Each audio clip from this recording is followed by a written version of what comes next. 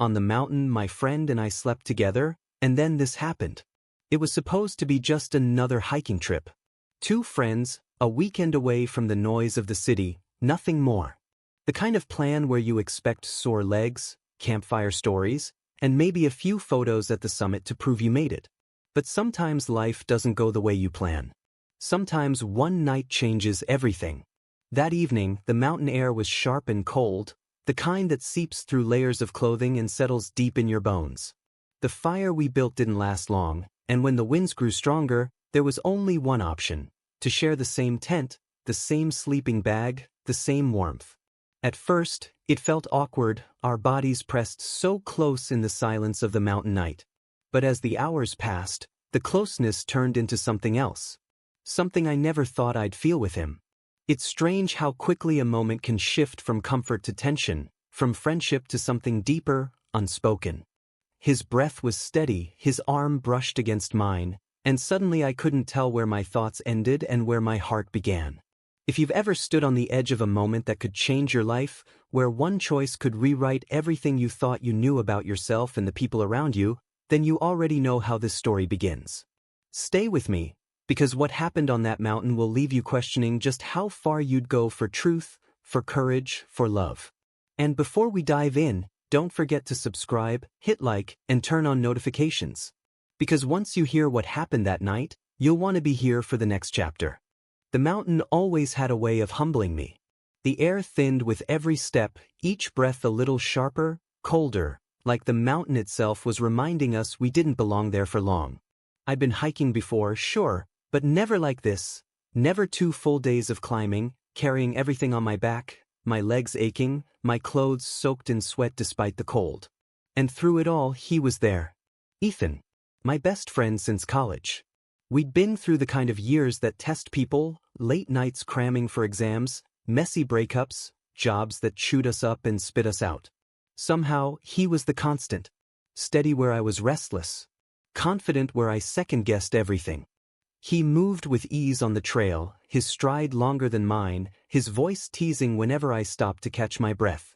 "You sure you're cut out for this?" He laughed, turning back, his backpack strapped tight to his broad shoulders. I rolled my eyes, trying to mask how much his grin affected me. "I'm surviving, aren't I?" "Barely," he shot back, but the way his eyes lingered said something else. By the time we reached the clearing near the summit, dusk had fallen. The air was so crisp it burned my lungs, the sky bleeding into shades of purple and gray. We set up the tent together, our movements practiced after years of camping trips, though this time felt different. The silence between us wasn't easy like before. It was charged, alive, filled with something neither of us dared name.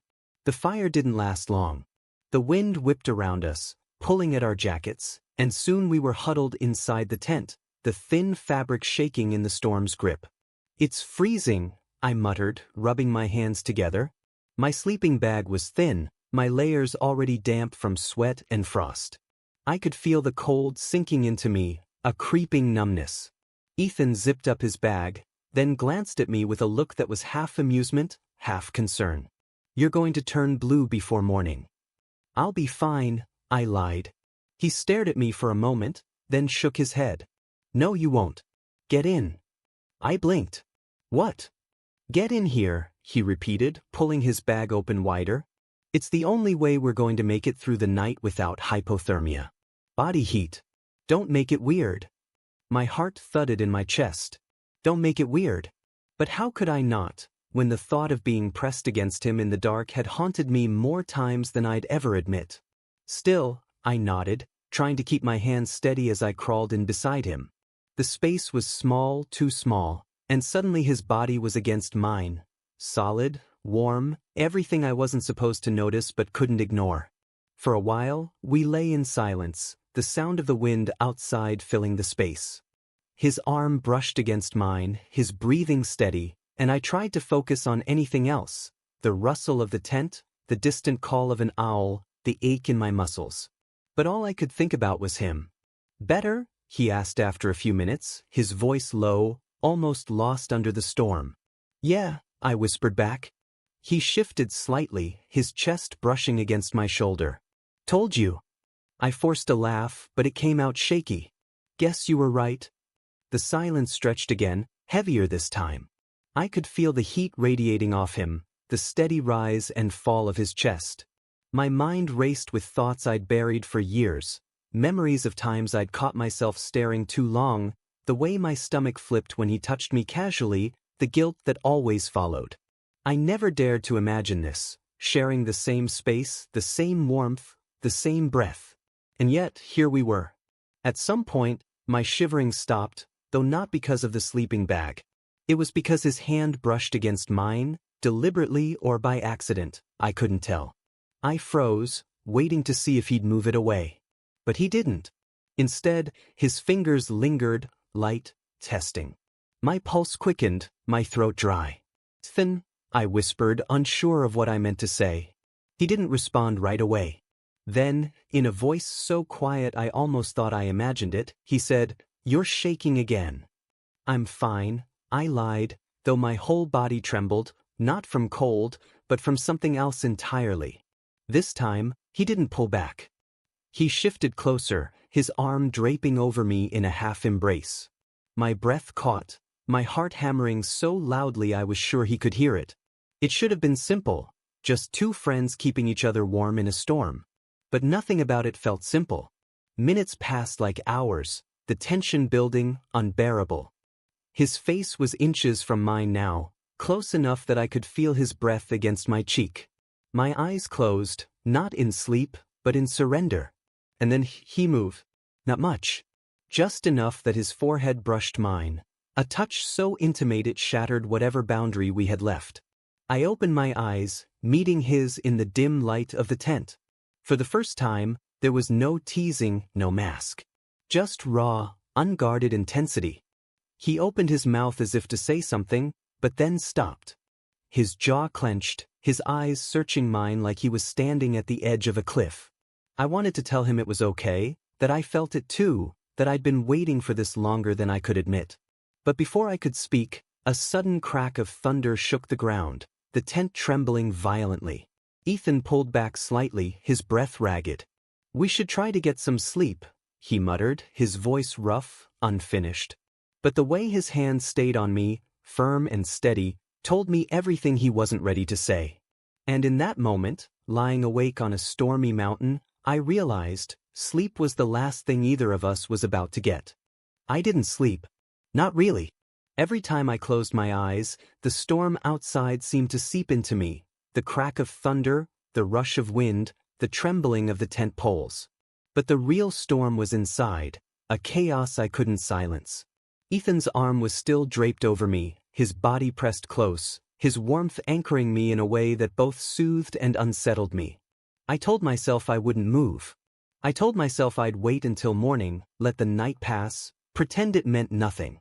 But every shallow breath reminded me of how close he was, of how impossible it would be to erase this memory later. At some point, just before dawn, I drifted into a half-sleep. When I woke, the storm had passed. The air was still cold, the sky outside a pale gray, but the silence was different now, calmer, steadier, as if the mountain itself was exhaling. Ethan stirred beside me, his arm shifting away. The sudden loss of contact was jarring, almost painful, though I tried not to show it. He stretched, his shoulder brushing mine, then unzipped the sleeping bag with one decisive motion. "Morning," he said, his voice groggy but even. I managed a small smile. "Morning." For a while, we busied ourselves with routine, packing up, checking supplies, boiling water for coffee on the small stove.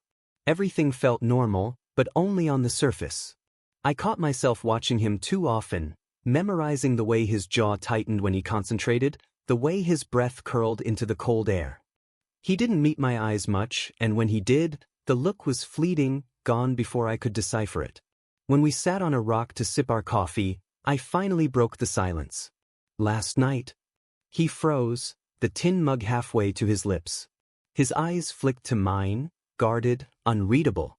"What about it?" My heart pounded. I wanted to say everything, that I couldn't stop thinking about how he held me, that the feel of his breath against my skin had burned into me like fire. But fear tangled my words. Nothing, I muttered, looking away. Forget it. The silence stretched, heavy as stone. Then, in a voice so quiet I almost didn't hear, he said, I can't. I turned back sharply. What? He set the mug down, rubbing a hand over his face. I can't forget it. I've been trying since before sunrise. But every time I close my eyes, I feel you there. And I don't know what the hell to do with that. My breath caught. So it wasn't just me? His eyes locked on mine then, unflinching, raw. No.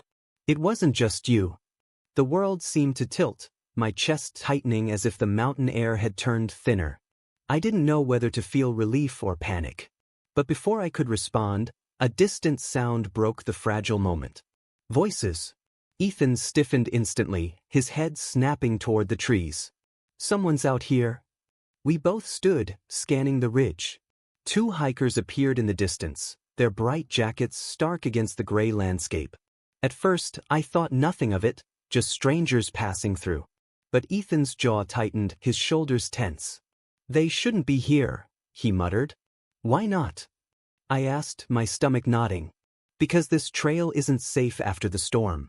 And because, he trailed off, shaking his head. Never mind. We watched as the hikers disappeared into the fog, their voices fading. The tension in Ethan's body didn't ease, though. He turned back to me, his expression unreadable. We need to move, he said firmly. Now. I followed him without argument, though confusion gnawed at me. Why did he seem so rattled? And what was he hiding behind that clipped tone? The trail was slick with mud, every step a careful balance. Ethan moved ahead, his pace faster than usual, like he was trying to outrun something. I struggled to keep up, my mind spinning with questions. Finally, when we stopped to catch our breath by a fallen tree, I couldn't hold it in anymore. What aren't you telling me? He looked at me, rainwater dripping from his hair, his chest heaving. For a long moment he said nothing. Then finally he spoke. Last night wasn't the first time I thought about you like that. The words hit me harder than the thin air. My knees went weak, my heart hammering. Ethan, I've been fighting it for months, he continued, his voice low but steady. Telling myself it was just in my head, that I'd ruin everything if I let it slip. But when you crawled into that sleeping bag with me, I couldn't fight it anymore. I swallowed hard, my throat dry. Why didn't you say something before? Because you're my best friend, he said, his voice breaking on the last word. And I was scared of losing you.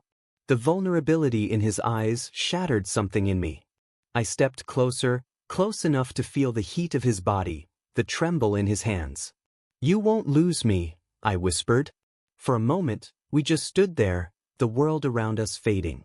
The fog curled through the trees, the mountain silent, as if holding its breath for us. Ethan's hand lifted, hesitating before brushing against mine. The touch was small, fleeting, but it carried years of unsaid truths. I wanted to hold on, to let the moment finally unfold, but before I could, the sound of snapping branches echoed behind us. We turned eyes wide as the 2 hikers from earlier reappeared, their voices sharp now, their tone not friendly at all. You boys lost, one of them called, his smirk visible even through the mist. Ethan's jaw tightened. He stepped in front of me, his posture protective, his eyes hard. No, he said evenly. We're exactly where we need to be. But the look on the hikers' faces told me this wasn't just a casual encounter. And in that instant, I realized, the storm might have passed, but the real danger was only beginning. The 2 hikers stepped closer through the mist, their bright jackets splattered with mud, their eyes fixed on us in a way that made my chest tighten. Something about their smirks, the way they carried themselves, felt off. Not like fellow climbers, not like people just trying to survive the same mountain storm we had. Ethan's body shifted instinctively, standing between me and them, his stance wide, protective. I knew that posture, steady, unyielding, the same way he'd stood when storms raged in other parts of our lives, when he thought I needed shielding. But this time, I didn't just feel protected. I felt exposed. Relax, one of them said, his voice casual but mocking. Didn't mean to scare you. Ethan didn't move. Then back off. The second hiker chuckled, shaking his head. Touchy, aren't you? We were just making sure you're not lost. We're fine, Ethan snapped. Trail's clear enough. The men exchanged a glance, something wordless passing between them. My stomach nodded. I couldn't put my finger on it, but they weren't here by chance. Their eyes lingered too long, their smiles too sharp. Funny thing, the first one said, tilting his head. We heard voices last night. Real close. Thought we'd check it out. Didn't realize you two were sharing. Heat rushed to my face. My breath caught in my throat. Ethan stiffened, his fists clenching at his sides. Watch your mouth, he growled. The hiker laughed, the sound grating. No judgment, cowboy. To each their own. Just, you might want to keep it down. Sound travels on the mountain. His words hung in the air, heavy, deliberate. They weren't just teasing. They were threatening. I stepped forward before I could stop myself. We don't owe you anything. So move on. Ethan's arm shot out, stopping me, but the fire was already in my chest, burning hot. I hated the way they looked at us, like we were prey, like our closeness was something to mock. The second hiker's smile faded, his tone dropping. Careful, kid. Mountains can be dangerous. Accidents happen out here. The chill that ran down my spine had nothing to do with the cold air. I swallowed hard, but Ethan's voice cut through before I could respond. Try it, he said, his words like steel. See what happens.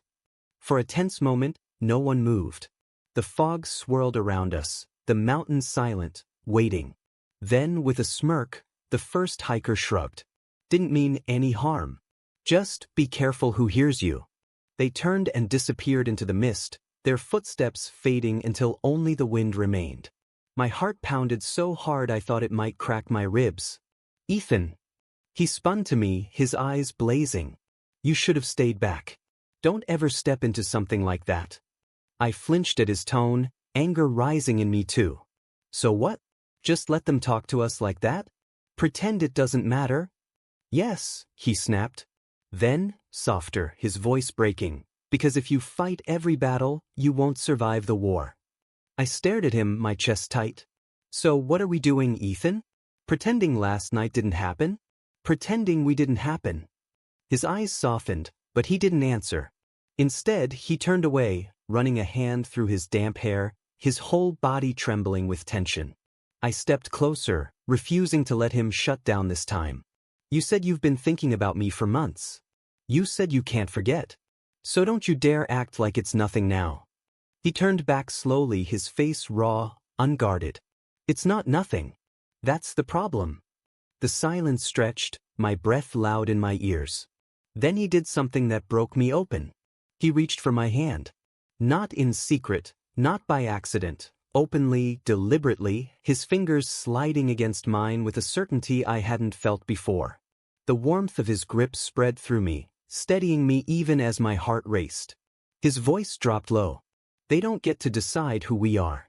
Not them. Not anyone. The only thing that matters is if you want this as much as I do. I swallowed hard, my throat tight. I do. The words hung between us, fragile but true. His jaw clenched, his eyes searching mine like he was memorizing every detail of my face. Then he stepped closer, close enough that the fog wrapped around us like a curtain. For a moment, nothing else existed, just the sound of our breaths, the heat of his hand in mine, the weight of everything we weren't supposed to feel but couldn't deny anymore.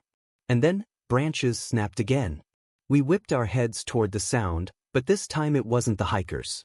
A small group of rangers emerged from the trees, their uniforms damp from the storm, their faces serious.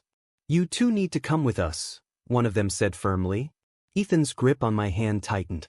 Why? The ranger's gaze was sharp.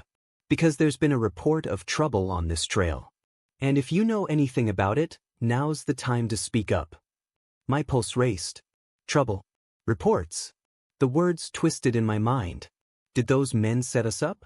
Were we about to pay for something we didn't do?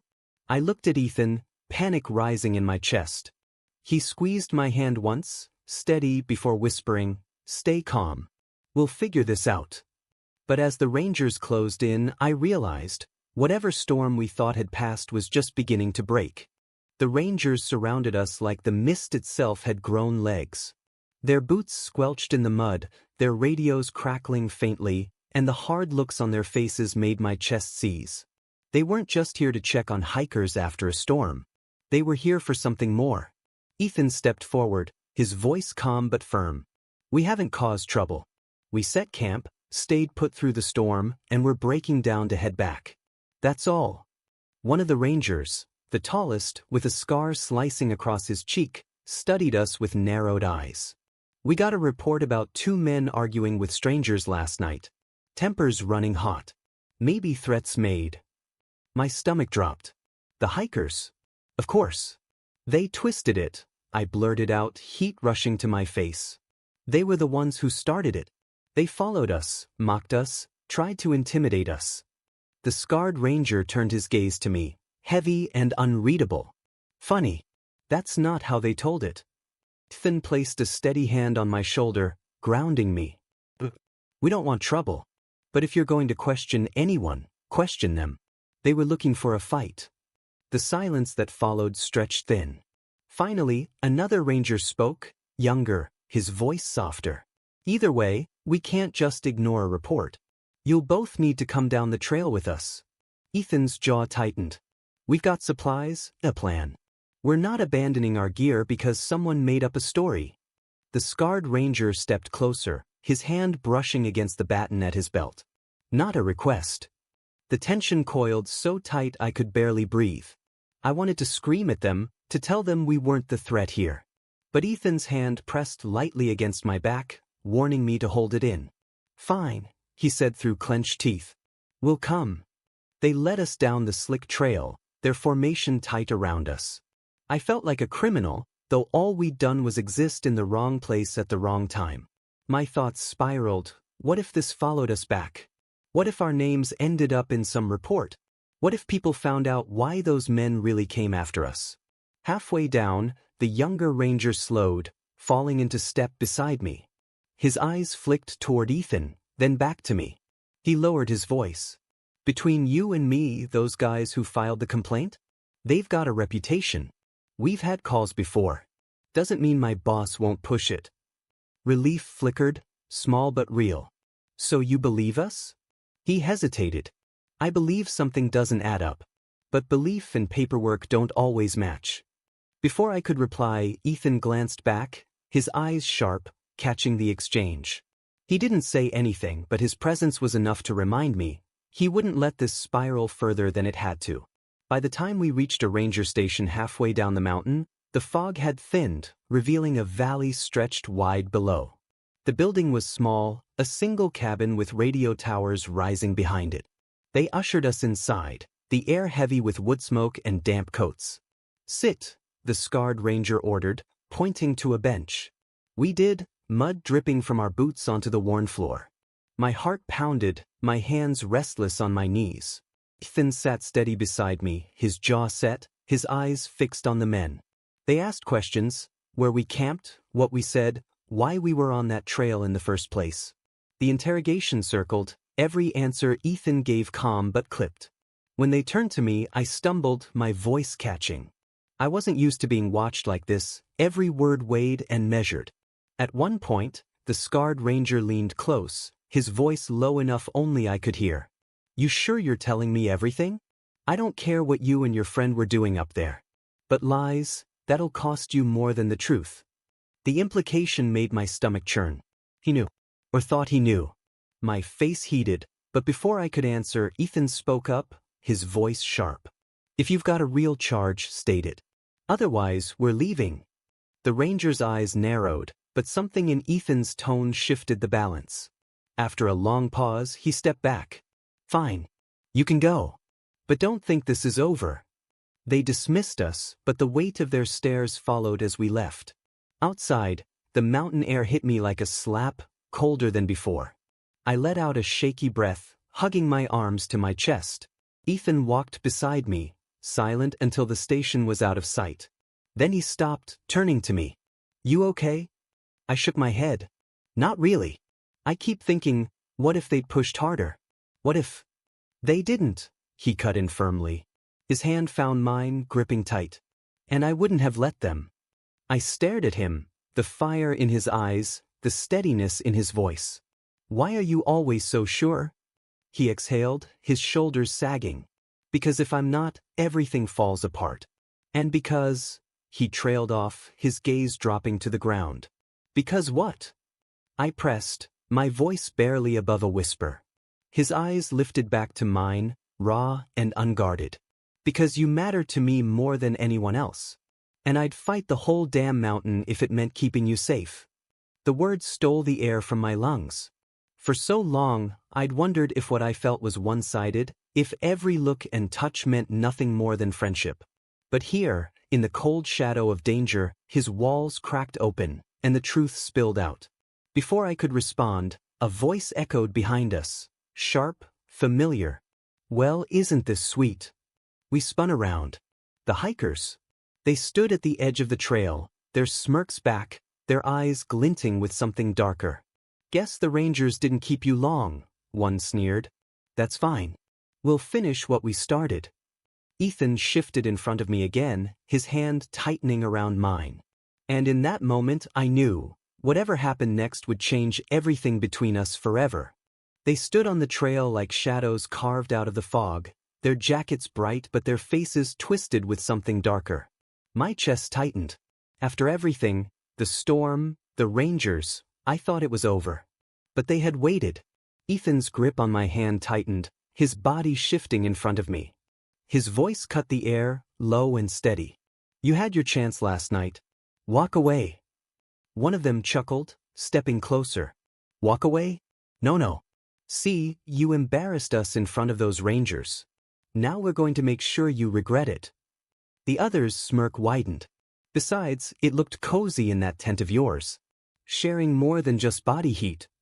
The words burned. My cheeks flushed, shame and anger battling in me. But Ethan didn't flinch. He stepped forward, his voice sharp. "Say another word and you'll regret it." The first man lunged suddenly, shoving Ethan hard. I cried out as Ethan staggered but held his ground. Instinct took over. I moved forward too, shoving back, my voice breaking. "Enough. Leave us alone." They laughed, but the laughter faltered when Ethan straightened, his jaw set like stone. "We're not playing your game," he said firmly. Something in his tone carried weight, more than just anger. It was resolve. The hikers exchanged glances. For a moment, I thought they'd push harder. But maybe they saw it in his eyes, that he wouldn't bend, not now, not ever. Finally, one spat on the ground. "Not worth it." They turned, stomping down the trail until their voices faded into the mist. Silence. My heart still pounded, my hands trembling. Ethan turned to me, his chest heaving. "You okay?" I nodded, though tears burned at the corners of my eyes. My voice cracked. I thought they weren't going to stop. He pulled me in then, his arms wrapping around me tight, his warmth anchoring me the way it had the night before. "I wouldn't have let them touch you," he whispered against my hair. "Not ever." I clung to him, my fear slowly unraveling into something else, something deeper. When I pulled back, his face was close, his eyes raw, unguarded. "Ethan," I began, but the words tangled in my throat. He didn't let me finish. Instead, he kissed me. It was sudden, desperate, but real, like he'd been holding it back for years and couldn't anymore. My heart soared, every nerve in my body alive, as I kissed him back without hesitation. The mountain, the mist, the danger, it all fell away until there was only him. When we finally broke apart, our foreheads pressed together, his breath shaky. "I can't hide it anymore," he said. "Not from you. Not from myself." Tears spilled down my cheeks, but they weren't from fear this time. They were from relief, from the weight of doubt lifting. "Then don't," I whispered, "because I've felt it too. For so long." He smiled, small but real, the kind of smile that made my chest ache. Guess the mountain finally dragged it out of us. We stayed there for a long time, the silence no longer heavy but full of everything we hadn't said, everything we just confessed without needing words. By the time we hiked down, the sky had cleared. The storm was gone, the valley stretched wide and bright below us. Every step felt lighter, every breath easier, as though the mountain had tested us and let us through. At the base, when the car finally came into view, Ethan stopped, his hand finding mine again. He squeezed once, firm and sure. Whatever comes next, we'll face it. Together. I nodded, my chest swelling with something fierce, something free. For the first time in years, I wasn't afraid of what I felt. Because on that mountain, with the storm raging and danger closing in, I'd found more than survival. I'd found him. And in finding him, I'd found myself.